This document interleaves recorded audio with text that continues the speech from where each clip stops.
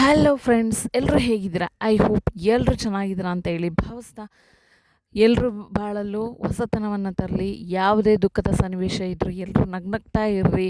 ನಗು ಒಂದೇ ರೀ ಎಲ್ಲ ಪ್ರಾಬ್ಲಮ್ಗಳಿಗೂ ಸೊಲ್ಯೂಷನ್. ಬನ್ನಿ ನಗ್ತಾ ಈಗ ಸ್ಟಾರ್ಟ್ ಮಾಡೋಣ ನಮ್ಮ ವ್ಲಾಗನ್ನು. ನಾನು ಮಾಡ್ತಿರುವಂತಹ ರೆಸಿಪಿ ಬಾಳೆಹಣ್ಣಿನ ಬಿಸ್ಕೆಟ್. ಮಾಡೋದು ಹೇಗೆ ಬನ್ನಿ ನೋಡೋಣ. ಫಸ್ಟು ನಾನು ತೊಗೊಂಡಿರೋದು 1 ಕಪ್ ಮೈದಾ ಹಿಟ್ಟು. ಆ ಮೈದಾ ಹಿಟ್ಟಿಗೆ ನಿಮಗೆ ಎಷ್ಟು ಸ್ವೀಟ್ನೆಸ್ ಬೇಕು ಅನಿಸುತ್ತೆ ಅಷ್ಟು ಶುಗರನ್ನು ಆ್ಯಡ್ ಮಾಡ್ಕೊಳ್ಳಿ.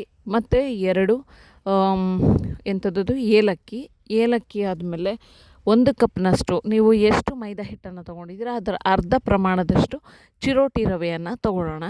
ತಗೊಂಡ್ಮೇಲೆ ಏನು ಮಾಡಬೇಕು, 1 ಪಚ್ಚಬಾಳೆಹಣ್ಣು ತೊಗೊಳ್ಳೋಣ. ಸ್ವಲ್ಪ ಹಣ್ಣಾಗಿರುವಂಥದ್ದು ಇದ್ದರೆ, ಅಳಗೋಗಿರುವಂತಹ ಹಣ್ಣಿದ್ರೆ ತುಂಬಾ ಒಳ್ಳೆಯದು, ತುಂಬ ಚೆನ್ನಾಗಿ ಬರುತ್ತೆ. ಅದಾದಮೇಲೆ 4ರಿಂದ 5 ಸ್ಪೂನ್ ತುಪ್ಪವನ್ನು ಹಾಕೊಂಡ್ಬಿಟ್ರೆ ಗರಿಯಾಗಿ ಬಂದ್ಬಿಡುತ್ತೆ ಬಿಸ್ಕೆಟು. ನೀವು ಕಚ್ಚೋದೇ ಬೇಡ ರೀ, ಬಾಯಲ್ಲಿಟ್ಟಿದ ತಕ್ಷಣ ಕರ್ಗೋಗ್ಬಿಡುತ್ತೆ. ಸೊ ಈಗ ಬೌಲಿಗೆ ನಾವೇನು ಮಾಡೋಣ, ಮೈದಾ ಹಿಟ್ಟನ್ನು ಟ್ರಾನ್ಸ್ಫರ್ ಮಾಡ್ಕೊಳ್ಳೋಣ.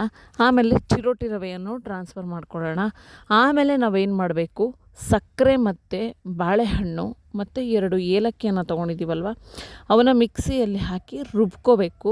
ಯಾಕೆ ರುಬ್ಕೋಬೇಕು, ನಾವು ನೆಕ್ಸ್ಟು ಸಕ್ಕರೆಯನ್ನು ರುಬ್ಕೊಳ್ಳಿಲ್ಲ ಅಂದರೆ ಅದು ಒತ್ತುವಾಗ ನಮಗೆ ಮಣೆಗೆ ಅಂಟ್ಕೊಳ್ಳುತ್ತೆ. ಸೊ ಹಾಗಾಗಿ ಮತ್ತು ಟೇಸ್ಟು ಒಂಥರ ಡಿಫ್ರೆಂಟಾಗಿ ಬರುತ್ತೆ.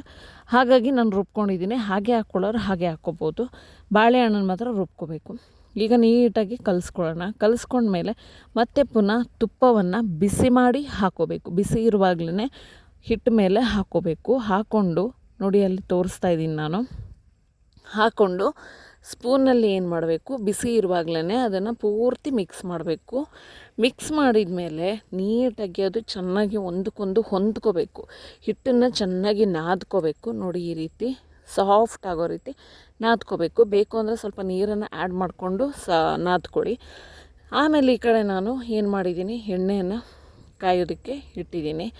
ಈ ಕಡೆ ಒತ್ತುತ್ತಾ ಇದ್ದೀನಿ. ನೋಡಿ, ಎಣ್ಣೆ ಕಾಯ್ತಾ ಇದೆ ಬಾಣಲಿಯಲ್ಲಿ. ಚೆನ್ನಾಗಿ ಎಣ್ಣೆ ಕಾಯಬೇಕು. ಅದು ಎಣ್ಣೆ ಕಾಯೋಷ್ಟರೊಳಗಡೆ ನಾವು ಹಿಟ್ಟನ್ನು ಒತ್ಕೊಂಬಿಟ್ಟು ನೋಡಿ, ಅದು ಈ ರೀತಿಯಲ್ಲಿ ಒತ್ಕೋಬೇಕು. ಈಗ ನಾವು ಸಕ್ಕರೆಯನ್ನೇ ಎಲ್ಲ ಪೌಡರ್ ಮಾಡಿ ಹಾಕ್ಕೊಂಡಿರೋದ್ರಿಂದ ಈಗ ಇದು ಮಣೆಗೆ ಅಂಟಲ್ಲ. ಸೊ ನೀಟಾಗಿ ಒತ್ಕೊಂಡು ಪೀಸ್ಗಳಾಗಿ ಕಟ್ ಮಾಡ್ಕೋಬೇಕು. ಎಣ್ಣೆ ಈಗ ರೆಡಿಯಾಗಿದೆ ನಮಗೆ ಫ್ರೈ ಮಾಡೋದಕ್ಕೆ.